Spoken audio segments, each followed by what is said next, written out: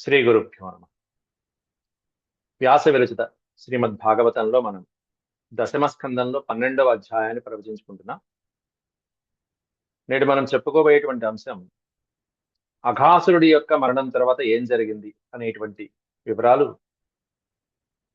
శుకుడు పరీక్షిత్తుకి వివరించడం జరిగింది.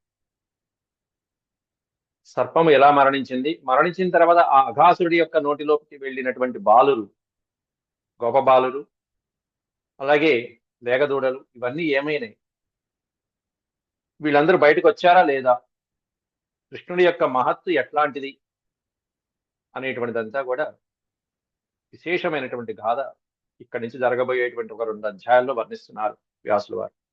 ముందుగా దైవస్మరణ చేసుకుని ప్రారంభించుకుందాం.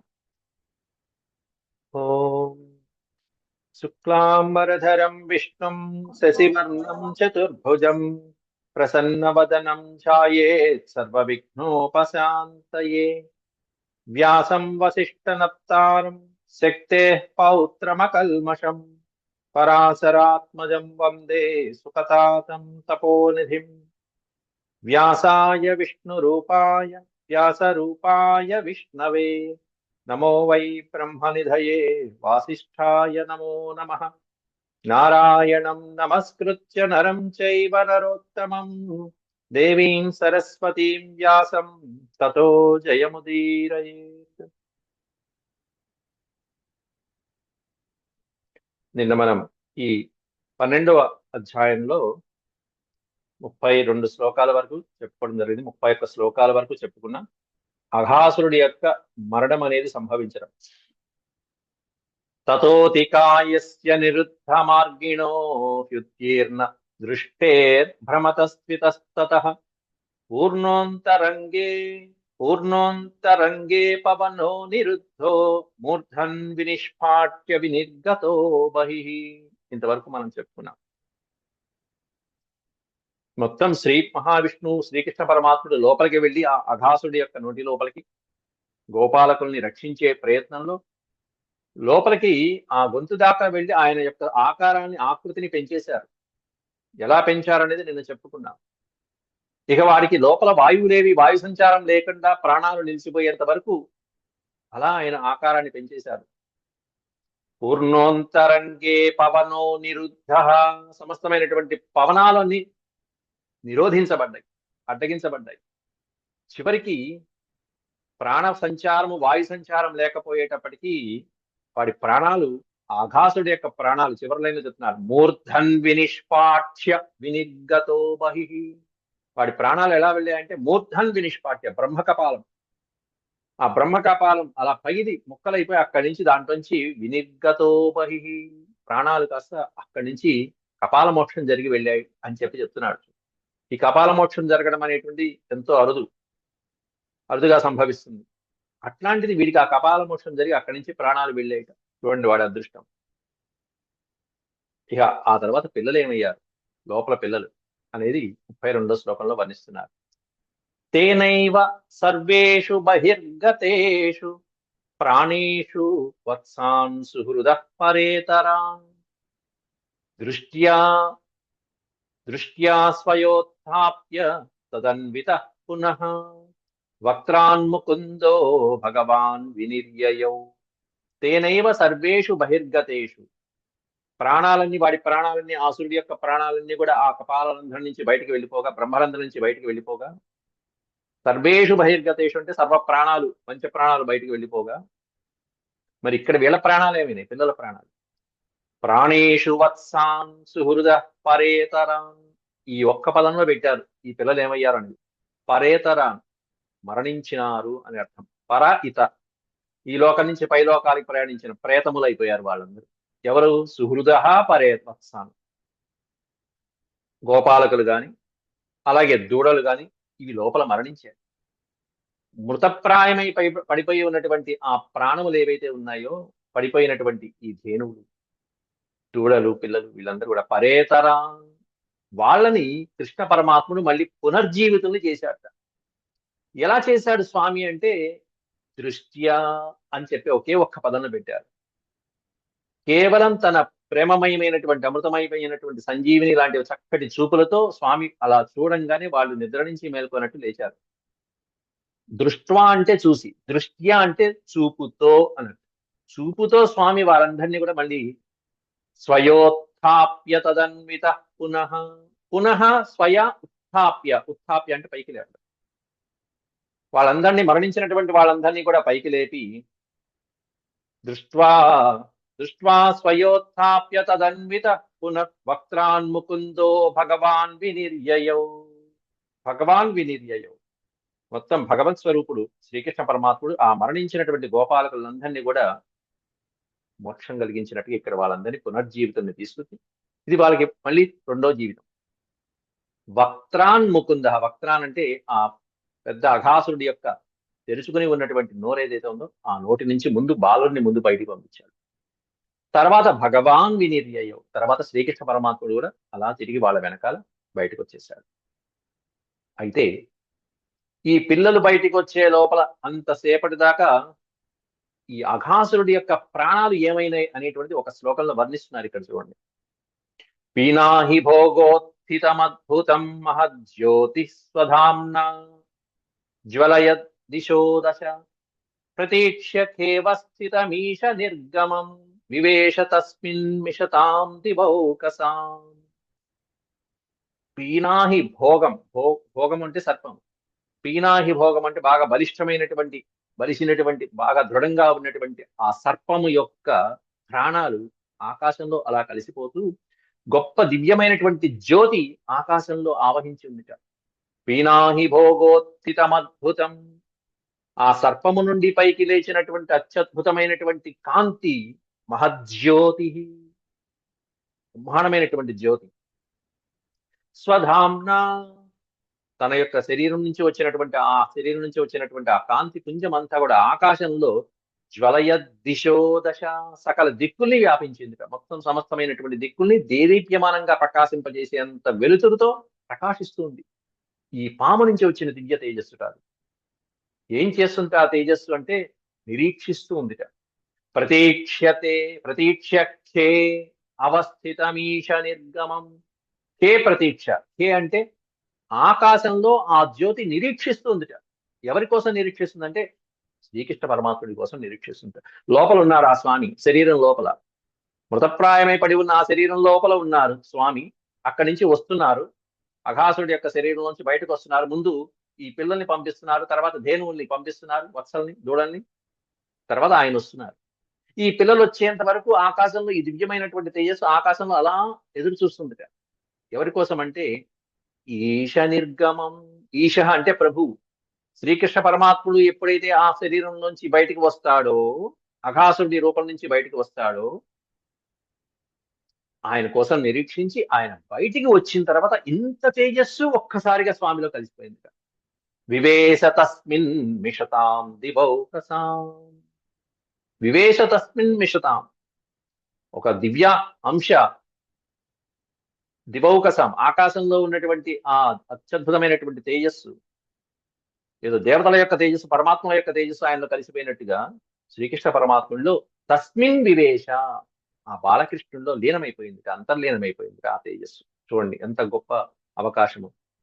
ఇంత అఘాసురుడు ఇంతమంది బాలుడికి, ఇంతమంది దూడలకి అపకారం తలబెట్టినటువంటి ఈ అఘాసురుడి యొక్క దివ్య తేజస్సు పరమాత్మలో లీనమైపోయిందంటే వాడి అదృష్టం ఏం చెప్పాలి? ఇంకా వాడికి మోక్షం. స్వామి వాడికి కూడా అంత మోక్షాన్ని కల్పించారంటే ఏం చెప్పాలి? దాన్ని చూసి ఆనందపడిపోతున్నారు ఇక్కడ దేవతలు. అత్యద్భుతమైనటువంటి ఆనందంతో వెళ్ళేటప్పుడు ఎంత భయపడ్డారో అసురులు ఆనందించారు, దేవతలు భయపడ్డారు. ఇప్పుడు దేవతలు ఆనందిస్తున్నారు, పరమానంద భరితులు అవుతున్నారు, రాక్షసులు ఏమయ్యారనే విషయం చెప్పట్ల వ్యాసులు వారు. తతోతి హృష్టా స్వకృతో కృతాక్షణం పుష్పై సురా అప్సరసశ్చ నర్తనైః గీతైః సుగా వాద్యధరాశ్చ వాద్యకైః స్తవైశ్చ విప్రా జయనిస్వనైర్గణాః. తతో అతిహృష్ట, హృష్ట అంటే హృదయపూర్వకమైన ఆనందం. హృత్ స్థ హృష్ట, హృష్టాహ అంటారు దాన్ని. హృదయంలో మనస్ఫూర్తిగా ఆనందం కలిగితే దాన్ని హృష్టాహ, పరమహృష్టాహ. తతో అతిహృష్టాహ, పరమానంద భరితులైపోతున్నారు. స్వకృతో కృతార్హణం. ఇక అక్కడి నుంచి దేవతలు పుష్పవృష్టి కురిపించారు. పుష్పై సురాహ, దేవతలు ఓ పక్కన పుష్పవృష్టి కురిపించారు ఆ పరమాత్ముడి మీద.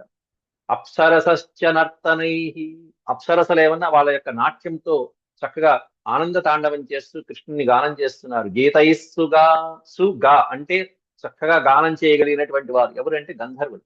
గీతైస్సుగా, వాళ్ళ యొక్క చక్కటి మాధుర్యమైనటువంటి గీతాలతో స్వామిని కీర్తిస్తున్నారు. అలాగే వాద్యకారులు, వాద్యధరాశ్చ వాద్యకై, విద్యాధరులు మొదలైనటువంటి వాళ్ళు ఏ విధమైనటువంటి వాద్య సహకారం అందించాలో అటువంటి వాద్య సహకారం అందిస్తున్నారు. మృదంగాలు మొదలైనటువంటివన్నీ. స్తవైశ్చ విప్రాహ, బ్రాహ్మణోత్తములు, ఋషులు, మహర్షులు మొదలైనటువంటి వాళ్ళందరూ స్తవములు అంటే స్తోత్రములు, చక్కగా చక్కటి స్తోత్రాలు చేస్తూ స్వామిని కీర్తిస్తున్నారట. జయ నిస్వనైర్గణాః, గణములు ఏవైతే ఉంటాయో పారిషదులు మొదలైనటువంటి వాళ్ళు, జయ జయ ధ్వానాలు చేసేవాళ్ళు, వాళ్ళు స్వామి యొక్క జయఘోష చేస్తూ స్వామిని కీర్తిస్తున్నారయ్యా. స్వామి యొక్క ఈ లీల చూసి దేవతలు, గంధర్వులు, అప్సరసులు, సిద్ధులు, సాధ్యులు, కింపురుషులు వీళ్ళందరూ కూడా ఆశ్చర్యపోయి ఆనంద తాండవం చేస్తున్నారయ్యా అంటూ 34వ శ్లోకంలో వర్ణించారు. వీళ్ళ యొక్క ఆకాశంలో, అంతరిక్షంలో దేవతల యొక్క ఈ అత్యద్భుతమైనటువంటి ఆనందోత్సాహాలు చూసి ఏమిటి శబ్దాలు, ఏమిటి నాదాలు, ఏమిటి స్తోత్రాలు ఈ విధంగా ఉన్నాయి, ఇంత స్వామిని కీర్తిస్తున్నారు ఏమిటి అని చెప్పి బ్రహ్మలోక నుంచి బ్రహ్మ దిగి వచ్చేసాట, ఆశ్చర్యపడి చూశాట. ఏమిటి నాదాలు, ఇంత ఆనందం ఏమిటి, నాకు తెలియకుండా ఇంత ఉత్సాహం ఏమిటి. తదద్భుత స్తోత్ర సువాద్య గీతిక జయాదినైకోత్సవ మంగళ స్వనాన్. స్వనము అంటే శబ్దము, మంగళ స్వనాలు. జయాదినైకోత్సవ మంగళ స్వనాన్, జయ జయ శబ్దాలు. పైగా ఆ రాక్షసుడి మీద స్వామి, ఎందుకంటే ఆ రాక్షసుడి ఎలా మరణిస్తాడని వాడికి భయపడుతూ భయపడుతూ బతికిన దేవతలు ఉన్నారు. అట్లాంటిది ఈ రోజు వాళ్ళకి విముక్తి కలిగింది, వీడికి మోక్షం కలిగింది, స్వామిలో లీనమైపోయారు. ఇదేమిటో మరి, దానికి సంబంధించిన వివరాలు కూడా ఇప్పుడు చెప్పుకుంటాం. తదద్భుత స్తోత్ర సువాద్య గీతిక, స్తోత్రములు, చక్కటి వాద్యములు, చక్కటి గీతములు, ఈ జయ జయ శబ్దాలు ఇవన్నీ కూడా ఈ ఉత్సవ దృశ్యాన్ని చూసి, ఈ రవం, ఈ శబ్దాలను చూసి శ్రుత్వా స్వధామ్నోంత్యజ ఆగతో చిరాత్. అంత్యజ ఆగతో అచిరాత్. అంత్యజ, అజుడు అంటే బ్రహ్మ, అంత్య అంటే యుగాంతమనందు కూడా ఉండి సృష్టిలో అలా మళ్ళీ తిరిగి సృష్టి చేసేటువంటి వాడు ఎవరి అంటే బ్రహ్మదేవుడు. అజుడు, జన్మ లేదు ఇంకా. ఆ జ, జ అంటే జన్మ. అట్లాంటి ఆ బ్రహ్మదేవుడు ఆగతో చిరాత్. చిరాత్ అంటే చాలా కాలం, పక్కనే ఆ అనే అక్షరం ఉంది. ఆ చిరాత్ అంటే వెంటనే అని అర్థం. వెంటనే వచ్చి ఆ శబ్దాలు విని ఎక్కడి నుంచి వచ్చాట అంటే బ్రహ్మలోకం నుండి వచ్చాట. స్వధామ్నోంత్యజ ఆగతో చిరాత్, బ్రహ్మలోకం నుంచి వచ్చి దృష్ట్వా మహీషస్య జగామ విస్మయం. మహీషస్య దృష్ట్వా, శ్రీకృష్ణ పరమాత్ముడు ఆయన యొక్క లీల ఆయన చూసి ఆ గొప్ప అసుర సంహారం, ఇంతమంది పిల్లల్ని మళ్ళీ మృత్యుంజయుల్ని మళ్ళీ పునర్జీవితుల్ని చేయడం చూసి విస్మయం జగామ, ఆశ్చర్యపోయాట బ్రహ్మదేవుడు.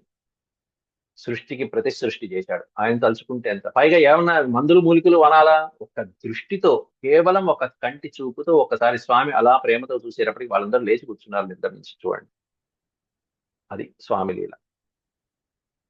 ఇలా స్వామి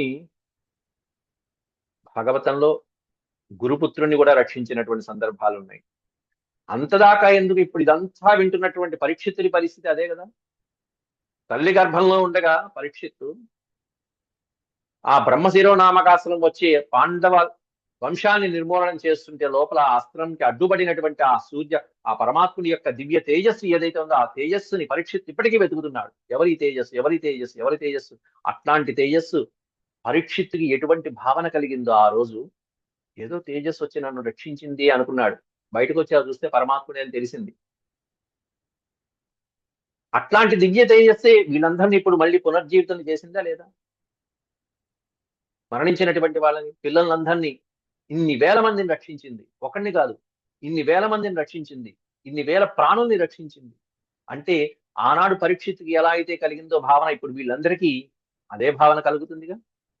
ఏ తేజస్సు, ఏ దివ్యమైనటువంటి తేజస్సు వచ్చి మనం రక్షించిందో కదా, ఆ తేజస్సు ఇదే కదా పరమాత్మ అని చెప్పి వాళ్ళందరూ గుర్తిస్తారు కదా పరమాత్మ యొక్క గొప్ప మహిమని వాళ్ళు కనుగొంటారు కదా. అది తెలుసుకునే వెళ్ళారు. పరమాత్ముడు ఉన్నాడు మనకేంటని ధీమాగా వెళ్ళారు. ఆ పరమాత్ముడే రక్షించాడు అభయమిచ్చి. అది అత్యద్భుతమైనటువంటి. ఇలాంటిది వ్యాసులు వారు కూడా చేశారు మహాభారతంలో. యుద్ధానంతరం అక్కడ యుద్ధరంగానికి వచ్చి స్త్రీలందరూ విలపిస్తూ బాధపడుతూ ఉంటే అక్కడ గాంధారీదేవితో కుంతీదేవితో అంటాడు, మీకు మళ్ళీ మీ పుత్రుల్ని చూడాలందా చూడండి అని చెప్పి గంగా నదిలో ప్రవేశించి ఒక్కసారి వాళ్ళందరినీ ఆహ్వానిస్తాడు మంత్రోచ్చారణ చేసి వ్యాసుడు. యుద్ధంలో మరణించినటువంటి వీరులు కోట్లాది మంది మొత్తం అందరూ కూడా వాళ్ళ వాళ్ళ రూపాలని ధరించి స్వదేహాన్ని ధరించి అలా వచ్చారు ఆ రోజు రాత్రి. యుద్ధరంగంలో ఏదో నిద్రపోయి లేచి వచ్చినట్టుగా గంగా నదిలోంచి అలా వచ్చేశారు. హాయిగా ఆ రోజు రాత్రంతా గడిపారు. మళ్ళీ తెల్లవారుజామున అంతర్ధానం అయిపోయారు. ఏం మాయ చూడండి. ఇట్లా జరిగింది మొత్తం. వ్యాసాయ విష్ణు రూపాయ వ్యాస రూపాయ విష్ణు రాజన్నాజగరం చర్మ శుష్కం బృందావనేద్భుతం. ఇక్కడ ఈ పరమాత్ముడి యొక్క చర్యకి బ్రహ్మదేవుడి ఆశ్చర్యపోయాడు. ఈ ఆశ్చర్యపోయినటువంటి సంఘటన అనేటువంటి చాలా అత్యద్భుతమైనటువంటి ఘట్టం. ఇప్పుడు చెప్పుకోబోయేటువంటి అధ్యాయం అంతా కూడా బ్రహ్మదేవుడి గురించి. ఈ ఆశ్చర్యం చూసేటప్పటికీ, ఈ అద్భుతం చూసేటప్పటికీ, ఈ దేవతలందరూ విష్ణుమూర్తిని ఈ విధంగా కొనియాడేటప్పటికీ మనసులో కొద్దిగా కుళ్ళు పుట్టింది. తానే పరమాత్ముడి యొక్క మహత్తు చూడాలని సంకల్పించుకున్నాడు బ్రహ్మదేవుడు అని అనిపిస్తుంది వచ్చే అధ్యాయంలో విషయం చూస్తే మనకి. అక్కడ అట్లాగే చేశాడు. ఏం చేశాడో మనకి సస్పెన్స్ మళ్ళీ. రాజన్నాజగరం చర్మ శుష్కం బృందావనేద్భుతం ప్రజౌకసాం బహుతిథం బభూవా క్రీడ గర్వరం. అయితే ఈ పడిపోయి ఉన్నటువంటి అజగరం, ఈ విషసర్పము, హే రాజన్ పరీక్షిత్ మహారాజా, అజగరం చర్మ, ఆ చర్మం అంతా కూడా కొండలాగా ఉన్నటువంటి ఆ దేహం అలాగే ఉందిట బృందావనంలో. ఎండిపోయి శుష్కం బృందావనేద్భుతం, ఆ బృందావనంలో అద్భుతంగా ఒక పెద్ద కొండలాగా ఎండిపోయి ఆ చర్మం అలాగే ఉంటే చాలా రోజుల పాటు ఈ వ్రజోకసాం, వ్రజంలో ఉన్నటువంటి గోపాలకులందరూ కూడా దాన్ని చాలా రోజుల పాటు బహుతీథం, ఎన్నో సంవత్సరాలు క్రీడా ప్రాంగణంగా ఉపయోగించుకున్నారు ఆ దేహాన్ని. బభూవ క్రీడా గహ్వరం అంటే క్రీడించే ఒక గుహలాగా. ఇంకేమీ లేదు లోపల, ఒక గుహే, పర్వత గుహ, ఎండిపోయినటువంటి గుహ. లోపలికి వెళ్ళటం రావడం, పైకి ఎక్కడం దిగటం, కొండపై ఆ విధంగా ఆడుకున్నారట పిల్లలందరూ కూడా ఆ శరీరాన్ని, కళేబరాన్ని. ఏతత్ కౌమారజం, ఇక్కడ అత్యద్భుతమైనటువంటి విషయం చెప్తున్నారు స్వామి. ఏతత్ కౌమారజం కర్మ, ఈ విధంగా శ్రీకృష్ణ పరమాత్ముడు కౌమారంలో చేసినటువంటి అద్భుతమైన లీల, అంటే 5 సంవత్సరాల ప్రాయంలో చేసినటువంటి ఈ లీలని ఈ పిల్లలందరూ 6వ సంవత్సరంలో చేసినట్టుగా గ్రహించారట. అంటే ఎప్పుడో జరిగిపోయిందాన్ని ఇప్పుడే జరిగింది అనుకుంటున్నాట. అప్పటికి మధ్యలో 1 సంవత్సరం గడిచింది. ఏతత్ కౌమారజం కర్మ హరేరాత్మాహి మోక్షణం, హరేరాత్మాహి మోక్షణం. శ్రీ మహావిష్ణువు ఆ క్షణం విడిపించడం అనేటువంటిది, రక్షించడం అనేటువంటిది అప్పుడు జరిగినప్పటికీ కూడా మృత్యో పౌగండకే బాల, పౌగండకం అనే పదానికి అర్థం 6 సంవత్సరాల ప్రాయం, బాల్య వయసులో 6 సంవత్సరాల వయసులో జరిగిందన్నట్టుగా ఈ పిల్లలందరూ కూడా అనుకుని భావించి దృష్ట్వోచుర్ విస్మితావ్రజే, ఆశ్చర్యపడుతూ వ్రజంలో పెద్దవాళ్ళందరికీ చెప్పడం మొదలుపెట్టారు. ఇలా జరిగింది, ఇలా జరిగింది, మమ్మల్ని ఇలా రక్షించాడు శ్రీకృష్ణుడు, ఇలా రక్షించాడు, ఇంతవరకు వచ్చింది అంటూ అజగరానికి సంబంధించినటువంటి వృత్తాంతాన్నంతా ఆశ్చర్యపోతూ చెప్పారట. 5 సంవత్సరాలు జరిగిన దాన్ని 6వ సంవత్సరంలో జరిగినట్టుగా భావించారంటే మధ్యలో 1 సంవత్సరం ఏమైంది సస్పెన్స్. ఆ కథ అంతా కూడా వచ్చే అధ్యాయంలో నడుస్తుంది. అదేంటి అనేది చూద్దాం మళ్ళీ. నైతద్విచిత్రం మనుజార్భమాయిన పరావరాణం పరమస్య వేధస. ఇందులో అఘోపి యత్స్పర్శన ధౌతపాతక ప్రాపాత్మ సామ్యం స్వసతాం సుదుర్లభాం. ఆ పాపాత్ముడైనటువంటి వాడిని, ఆ అఘాసురుణ్ణి, ఎట్లాంటి వాడు, అసతాం సుదుర్లభం, అసతాం అంటే దుర్మార్గులకి దుర్లభమైనటువంటి మోక్ష స్థానాన్ని ఈ పాపాత్ముడైనటువంటి అఘాసుడికి స్వామి ఎందుకు ఇవ్వాలి? ఎందుకు ఇచ్చాడు? అఘోపి యస్పర్శన ధౌత పాతక. ఇంతమందిని సంహరించి పొట్టన పెట్టుకుందాం అనుకున్నటువంటి అఘాసురుణ్ణి స్వామి అతనికి ఎందుకు మోక్షం కల్పించాడు? దుర్లభమైనటువంటి మోక్షం అది కూడా. సజ్జనులకే సాధ్యం కాదు, ఇంకా దుర్మార్గులైనటువంటి వాళ్ళకి సుదుర్లభమైనటువంటి అట్లాంటి మోక్షాన్ని పాపాత్మ సామ్యం ఈ పాపాత్ముడైనటువంటి వాడికి ఎందుకు ఇచ్చాలి? ఎందుకంటే దానికి కారణం ఏమిటంటే స్వామి ఆ పరమాత్ముని యొక్క స్పర్శ కలిగింది. స్పర్శ కలిగితేనే మోక్షం కలుగుతుంది. అట్లాంటిది స్వామి వారి యొక్క అంతర్లీనమైనటువంటి శరీరంలోకి వెళ్తే ఇంకా మోక్షం రాకుండా ఉంటుందా? వాడి శరీరం లోపలికి స్వామి ప్రవేశించారు. అంతేకాకుండా సకృద్యంగ ప్రతిమాంతరాహిత మనోమయీ భాగవతీం దదౌ గతిం సయేవ నిత్యాత్మ సుఖానుభూత్యభి భూత్యభిః భూత్యభి యుదస్తమాయోంతగతో యుదస్తమాయోంతర్గతో హి కిం పునః. మనం ఇంట్లో చిన్న చిన్న ప్రతిమలు పెట్టుకుంటాం, భగవంతుడి యొక్క ప్రతిమ పెట్టుకుంటాం. ఒక్కోసారి పూర్తిగా శరీరాన్ని కూడా పెట్టుకోం. దసరా అమ్మవారి ఉత్సవాలు చూడండి, కలశం పెట్టుకుంటాం, కలశం పైన అమ్మవారి యొక్క శిరవు భాగం ఒకటే పెట్టుకుంటాం, ఏదో మెటల్ తోడు మిగతా కింద భాగాలేమీ పెట్టుకోం, ఒక అంగాన్ని పెట్టుకుంటాం. ఒక అంగాన్ని ఒక ప్రతిమ రూపంలో పెట్టుకుని పూజించినా కూడా వాళ్ళు మీకు మోక్ష స్థానాన్ని కల్పిస్తున్నారే. అలాంటిది పరమాత్ముడు స్వయంగా లోపలికి తన శరీరంతో అంత జ్యోతిర్మయ స్వరూపంతో లోపలికి ఆ దేహంలోకి అఘాసుడి లోపల ప్రవేశిస్తే వారికి మోక్షం దాకా ఇంకేమొస్తుంది అని సమాధానమిస్తున్నారు వ్యాసుడు వారు. సకృద్యంగ సకృద్యంగ అంగము అంటే శరీరం యొక్క ఒక భాగం, ఏదో ఒక భాగం మాత్రమే పెట్టుకుని పూజిస్తున్నారు మీరు. సకృద్యంగ ప్రతిమాంతరాహిత, ప్రతిమ అంటే తెలిసిందే మీకు. ప్రతిమ ఏదో ఒక చెక్క బొమ్మ, మట్టి బొమ్మ, ఒక శిలో, లేకపోతే లోహంతో చేసినటువంటి విగ్రహము.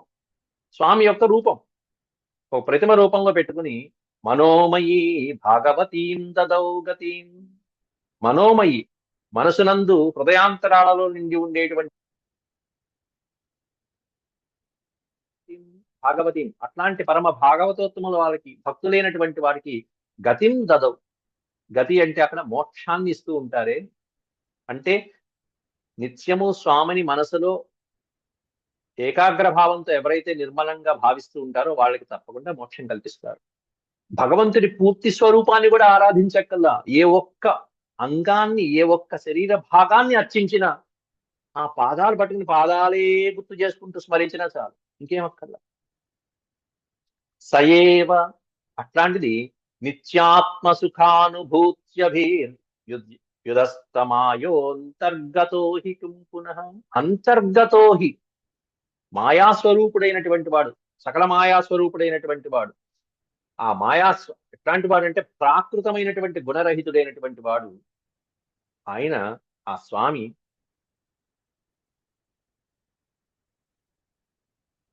ప్రవేశించినప్పుడు అంతర్గతో హి కిం పునః, ఇంక చెప్పేది ఏముందయ్యా అని చెప్పి సమాధానం ఇచ్చారు. ఇదంతా కూడా సూత మహర్షి సౌనకాది మహర్షులకి చెప్తూ, సౌనకాది మహర్షి ద్వారా ఈ విధంగా చెప్పగానే ఉత్సాహంతో పరీక్షిత్ మహారాజు ఒక ప్రశ్న వేశాడయ్యా సుఖయోగీంద్రుల వారిని అంటూ సూతుల వారు మధ్యలో ఇస్తున్నారు. ఇత్థం ద్విజ యాదవ దేవదత్త యాదవ దేవదత్త శ్రుత్వా స్వరాతుశ్చరితం విచిత్రం పప్రచ్ఛ భూయోపి తదేవ పుణ్యం వయ్యాసకిం యన్నిగృహీత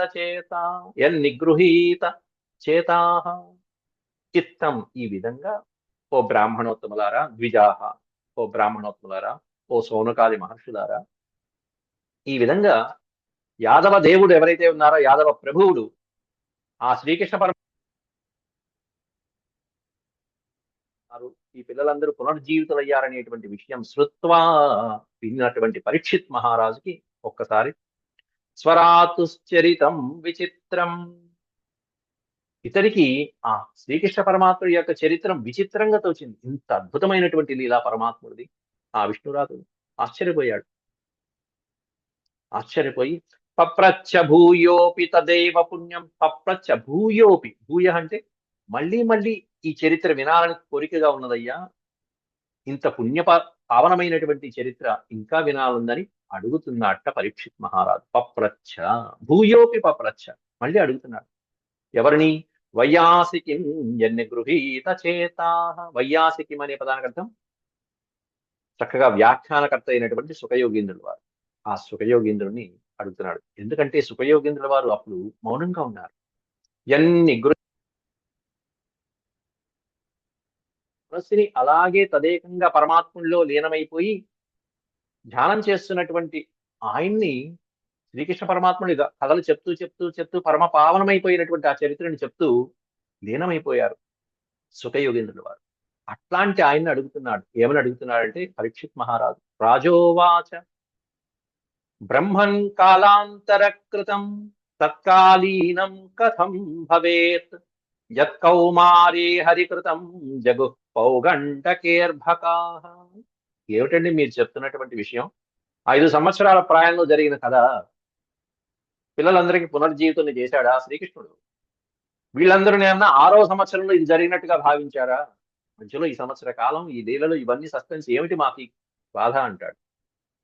పరీక్షిత్ అడుగుతున్నాడు. హే బ్రహ్మన్, కాలాంతర కృతం, కాలాంతరం అంటే పాస్ట్ టెన్స్, కాలీనం కథం భవేత్, వర్తమాన కాలంలో జరిగినట్టుగా ఎలా చెప్తున్నారు మీరు?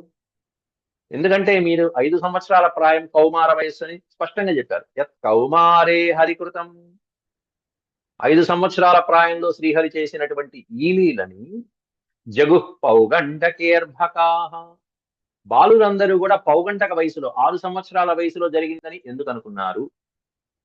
అంత వ్యత్యాసం ఎందుకు వచ్చింది అని పరీక్షిత్ మహారాజు అడుగుతున్నాడు. యద్బ్రూహి మే మహాయోగిన్, బ్రూహి మహాయోగిన్, హే మహాయోగిన్ అంటూ సంబోధిస్తూ సుఖయోగీంద్రులవాన్ని, హే మహాయోగి బ్రూహి తత్, ఆ విషయం వివరించు స్వామి. తద్బ్రూహి మే మహాయోగిన్ పరం కౌతూహలం గురు. గురువు చెప్పేటప్పుడు ఏదైనా ఒక విషయం ఆ విధంగా సస్పెన్స్ పెట్టి ఒక చిన్న సందేహం కలిగేట్టుగా చెప్పి కట్ చేసి వెళ్ళిపోయారంటే వెంటనే శిష్యులు అడగాలి. కుతూహలం గురో, హే గురో మహానుభావ చాలా కుతూహలంగా ఉందయ్యా. నూనమేతత్ హరేత్తేవ హరేరేవ మాయా భవతి నాన్యథా. ఇదంతా కూడా హరే మాయ, ఆ శ్రీ మహావిష్ణువు యొక్క మాయ తప్ప నా అన్యథ, వేరొకటి కానే కాదు, నాకు అర్థమైపోయింది అన్నాడు పరీక్ష. నూనం, నూనం అనే పదానికి అర్థం తప్పకుండా, షూర్లీ. నూనం ఏతత్ హరేరేవ మాయ, ఇది శ్రీ మహావిష్ణువు యొక్క మాయ మాత్రమే తప్ప మరొకటి కానే కాదు.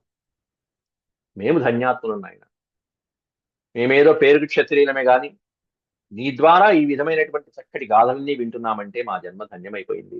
ఈ కథామృతాలన్నీ కూడా వయం ధన్యతమాలోకే గురోపి క్షత్రబంధవ, గురోపి క్షత్రబంధవ. ఏదో క్షత్రియుడు అనేటువంటి అట్లా ఏమి చేయట్లా, హాయిగా కూర్చొని కథలు వింటున్నా. ఇంకో 7 రోజుల్లో అయిపోతుంది నా ప్రాణం, అయినా కూడా హాయిగా ఉన్నా ప్రాంతం.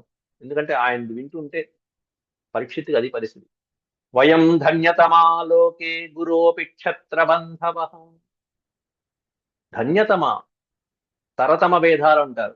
ధన్యతర ధన్యతమ అంటే ఇద్దరి మధ్యలో కంపారిజన్ చేస్తే తర, తమా అనేది మేము ధన్యులం లోకంలో. ఎందుకంటే యత్ పిబామో ముహు ముహుస్త్వత్తః పుణ్యః పుణ్యం కృష్ణ కథామృతం, త్వత్తః శ్రీకృష్ణ కథామృతం పుణ్యం పిబామః.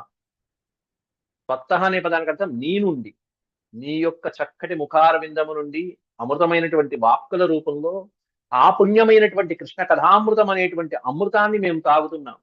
యత్ పిబామః,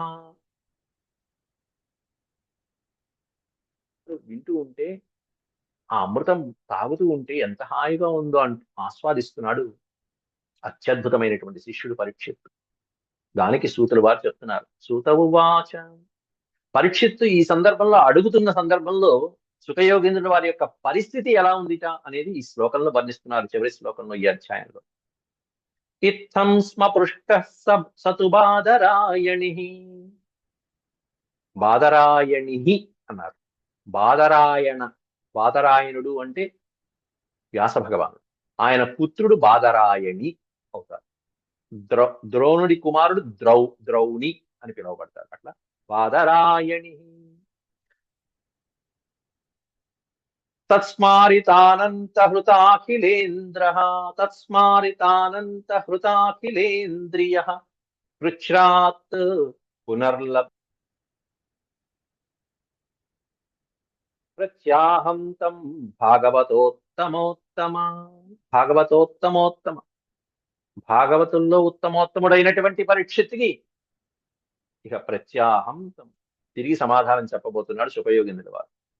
అప్పటిదాకా ఎట్లా ఉన్నాడంటే, పరమాత్ముడి యొక్క లీల ఎప్పుడైతే ఆ 5 సంవత్సరాల వయసులో జరిగింది, 6వ సంవత్సరంగా పిల్లలు భావించారు అన్నాడు శుభయోగేంద్రుల వారు, వెంటనే ఆయనకి తర్వాత చెప్పబోయేటువంటి ఆఖ్యానం ఏమిటి, దాంట్లో ఉన్నటువంటి శ్రీకృష్ణుడి యొక్క లీలని చూసి ఒక్కసారి ఆనందంతో ఆయనకి నోట మాట రాలేదు, స్తబ్దం అయిపోయింది శుభయోగేంద్రుల వారు. ఆ పరమాత్ముడి యొక్క దివ్య లీల వచ్చే అధ్యాయంలో ఎలా ఉంటుందంటే, ఒక బాలకృష్ణుడు కాదు, 10 మంది బాలకృష్ణులు కాదు, వేలాది మంది బాలకృష్ణుల యొక్క స్వరూపాలని మొత్తం సాక్షాత్తు శ్రీ మహావిష్ణువు రూపంలో గాంచవలసి వస్తుంది వచ్చే ఆఖ్యానంలో మనందరం కూడా. అది మన బ్రహ్మదేవుడి యొక్క మాయతో ఇంతమంది బాలుల్ని, ఇంతమంది ధేనువుల్ని మాయ చేసేస్తే శ్రీకృష్ణ పరమాత్ముడు బ్రహ్మ యొక్క కళ్ళు తెరిపించినటువంటి అత్యద్భుతమైన లీల రాబోతున్నది వచ్చే అధ్యాయంలో. వేలాది మంది శ్రీకృష్ణులు కనిపించబోతున్నారు. శ్రీకృష్ణుడు కూడా కాదు, శంఖ చక్ర చతుర్భుజాలతో కనిపిస్తున్నటువంటి మహావిష్ణు రూపాలు రాబోతున్నాయి, వేలాది రూపాలు. అది చెప్పాలి స్వామి ఇప్పుడు సుఖయోగేంద్రుల వారు. దాంతో ఒక్కసారి ఆయన కాస్త స్తబ్దమైపోయి, తన్మయమైపోయి, లీనమైపోయాడు ఆ చెప్పే విషయంలో. ఇత్థం స్మ పృష్ట సతు బాదరాయణి. ఈ విధంగా అడగబడగా బాదరాయణి పరీక్షిత్తు చేత, తర్వాత తత్స్మారితానంత, స్మారితము అంటే స్మరించడం, తత్స్మారిత, దానికి సమాధానం ఒక్కసారి స్మరించుకున్నాడు ఏం చెప్పాలని. ఆ స్మరించుకునేటప్పటికీ ఒక్కసారి హృదయంతో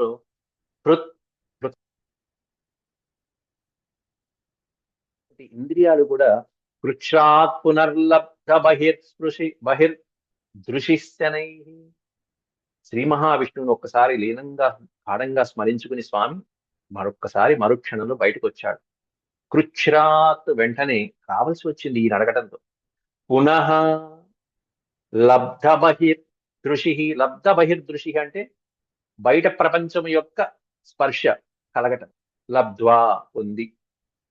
కృచ్ఛ్రాత్ పునర్లబ్ధ బహిర్దృషి శనై. శనై అంటే మెల్లగా ఒక్కసారి కళ్ళు తెరిచాడు. తెరిచి అప్పుడు ఉత్తమోత్తముడైనటువంటి పరీక్షిత్తుకి ఈయన ప్రత్యాహ, ప్రతి ప్లస్ ఆహ, ఆహ అంటే పలకటం, తిరిగి సమాధానం ఇస్తున్నాడు. నాయనా పరీక్షిత్తు, ఏం అధ్యాయం, ఏం ప్రశ్న అది, వచ్చే అధ్యాయం ఏమిటో చూడాలి. ఇది శ్రీమద్భాగవతే మహాపురాణే పారమహంస్యాం అధ్యాయ సమాప్త. హరి ఓం. శాంతి శాంతి శాంతి. యదక్షరపద భ్రష్టం మాత్రాహీనం చ యద్భవేత్ తత్సర్వం క్షమ్యతాం దేవ నారాయణ నమోస్తే. సర్వం శ్రీకృష్ణార్పణమస్తు. హరి ఓం.